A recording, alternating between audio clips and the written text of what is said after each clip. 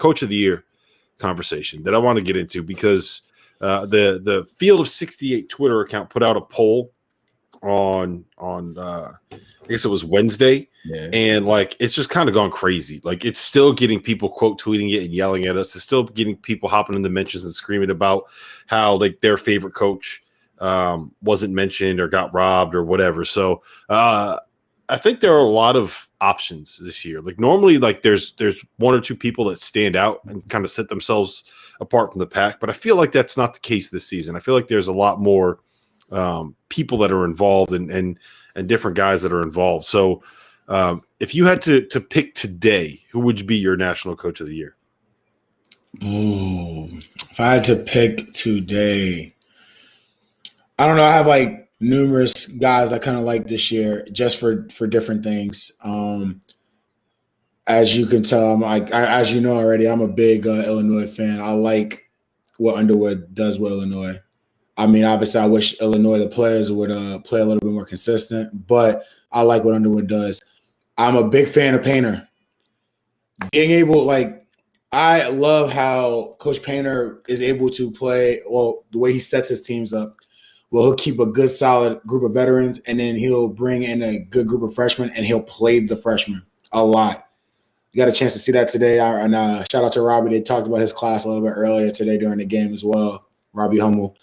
I like Coach Painter a lot. Coach Huggins, I mean, you guys were talking about Coach Huggins earlier. Just being able to reinvent himself every opportunity he gets and just take what he has. And it's not like he has like terrible players when I say take what he has, but like he knows how to get the most out of the players he has and then turn something which most people will say, oh, it's a disaster into something, special. So Coach Huggins is always up there with me. And Mark Few's great, man. I mean, what do we say about Mark Few, bro? Like, Mark Few's awesome. I like your boy at Alabama, Coach Oats. I texted you earlier talking about Dockage going at Oats too. I was like, oh, that was shocking because I think Oats is a great coach. I love his system. I think his system is what basketball is looking like nowadays. And I mean, the fact that he's able to get these guys to buy into that system and play unselfishly. I mean, that's probably like I don't want to throw out John Beilein-esque, but more or less like the spacing, the emphasis on spacing and the unselfishness is close to. Yeah, I mean, Nate kind of got to the NBA style before anyone else did in college when it comes to like the Maury ball stuff. Like Beilein kind of got there with the spread ball screens and put the ball in your point guard's hands and surround him with shooters and just kind of let him rock. Like he did that with Trey Burke and he did it with Stauskas and that's kind of like he kind of got there before everyone else. And Nate Oates kind of got to the whole Maury ball theory before anyone else at the high major level and before anyone to the extent that he does it, where he says no mid-range jumpers. We want layups or we want threes, more or less. It's a crazy year in the Big Ten when like you named 3 Big Ten coaches that I think all deserve consideration, very much so. But like the top 2 guys that I would pick for Big Ten Coach of the Year are Chris Holtman and Juwan Howard. So like that's how you know it's insane. Where it's like you mentioned Brad Underwood and Matt Painter for National Coach of the Year. They just absolutely deserve consideration. And then I wouldn't even have as top 2 in their conference Coach of the Year race. So that tells you all you need to know about what the season is. But honestly, I think that. So the thing that frustrates me about the Coach of the Year award, Da'Sean, and I'm sure you know all about this. It's the fact that it's like the overachiever, right? It's like who went out and did the best job with guys that weren't supposed to be as good as they ended up being. It was like who ended up being the most surprising team in the country. But at some point, you also have to consider like when there's a certain level of expectation for you for your team. Even if you're the best team in the country, if you live up to or exceed that expectation, like you did a hell of a job.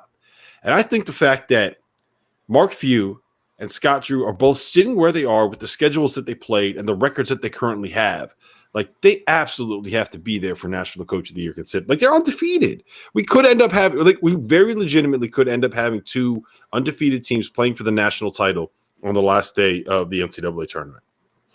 which is special. And that's awesome. Like the point of not messing up a good thing is actually hard. Like, you know what I mean? Like that should be accounted for. I mean, they have good teams, good players, great coaches. And we see that you see it a few times a year, sometimes more this year than others, but like where teams will fall and crumble at a certain point in time. These teams have done a good job of not doing that. So you can't put both their hands behind their backs and then punish them for having a good team and winning. Like it's and it's funny because like you never hear the best teams in the country like end up getting the coach of the year. Like how many times has John Calipari and Coach K won National Coach of the Year? You know, like once you reach a certain level of expectation, it's like, okay, Coach K won a national title. That's what he's supposed to do. John Calipari got to a Final Four. That's what he's supposed to do. When, it ain't easy to do that. Nah, it's definitely not easy to get there, man. Yeah. So I don't know if I can necessarily make a call right now, but if I had to rank them, I would probably have Mark Few and Scott Drew as like maybe even as co-national coach of the year at this point. We'll see how the rest of the season plays out, but they're both up there. And then I think I'd have Holtman and Juwan Howard third and fourth. And two other guys that we haven't even mentioned yet, and we will get into later, are Darian DeVries from Drake and Porter Moser from Loyola Chicago. Like that, they both might end up being. That's a two-bid conference. Was it Missouri Valley? Both of them might be. Both of them might be at larges, and like we're gonna get into this later, but they're playing a back-to-back at Drake this weekend. I like that with the smaller colleges are doing that a lot. They're getting their back-to-back games and like as the season will progress. And I think it just worked out special because these guys they're got a chance to go to the tournament, both of them. So now it's gonna be a special weekend for both teams, man.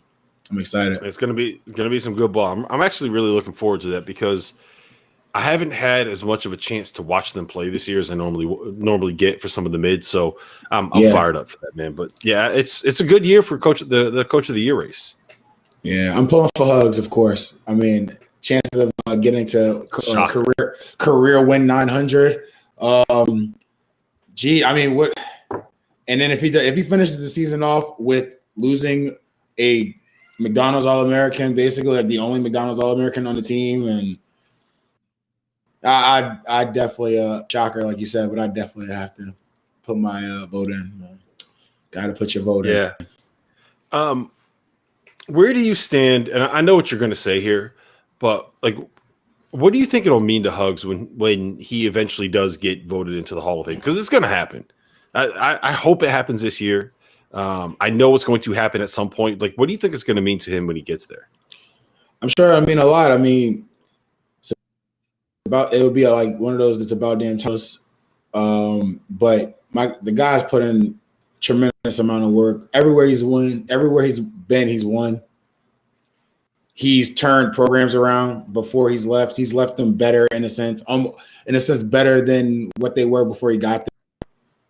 I mean, I think granted he left Cincinnati on I guess you would say like a bad term, but even then he left Mick Cronin with a really good team. And then with somewhat of an identity in the sense of those guys that they had there, went to Kansas State, and then he leaves Kansas State after a year, and then Kansas State is like Frank Martin did a great job as well, but their identity was tough, gritty, defensive basketball team. Gets John Beeline, like my team basically, we're a bunch of jump shooters, and that following like next year until I graduated, we're a really good half court defensive team who can make jump shots, and we ended up going to a Sweet 16 and a Final Four. Sweet 16 the very first year, and then gets a couple bad teams from here on out, and then turn some of those bad transfers and so on and so forth into West Virginia, and then you have this scenario that happened this year, and they're still trucking him. And I mean, everywhere he's been, he's won. And he's gotten a coach of the year before in what is it, Big 12 before? I want to say. I think he might be one of the coaches to get a coach of the year in each conference he's been in. I mean, he should have. He's awesome. Yeah, I think my favorite thing about Hugs, there's a lot of things that I love about him, but I think my favorite thing about Hugs is that he wears his credential like looped on his belt loop, like and hanging down in front of him, like so everybody can see it. It's like you're Bob Huggins. You're 6'8". You are probably like one of the most recognizable.